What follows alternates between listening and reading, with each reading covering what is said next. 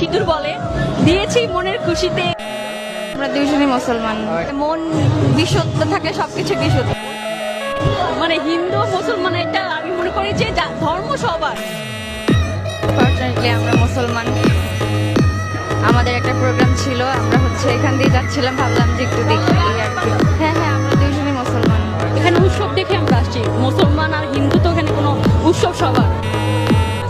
আজ পর্যন্ত কোনোদিন মুসলমানদের উৎসব শবে বরাত একটা হিন্দু মসজিদে দেখার জন্য আসলো না। মুসলমানদের উৎসব শবে কদর একটা হিন্দু কোনোদিন চাওয়ার জন্য আসলো না। মুসলমানদের উৎসব রমজান মাসের রোজা একটা হিন্দু কোনোদিন তোমার সাথে সমাজ করার জন্য রাখলো না। একটা হিন্দু কোনোদিন তোমার ঈদের নামাজে আসলো না। একটা হিন্দু কোনোদিন তোমার সাথে জুমার নামাজে অংশগ্রহণ করলো না, তোমাকে দেখার জন্য পর্যন্ত আসলো না। তার কারণ হলো হিন্দুরা মনে করে এটা মুসলমানের উৎসব, আর তুমি মুসলমান হইয়া হিন্দুর দুর্গা পূজায় কিভাবে গেলা? তোমার কি হয়ে গেল? তোমার কি লজ্জা শরম তুমি ধুয়ে ফেলে দিয়েছো? তোমার কি কোনো লজ্জা শরম নাই?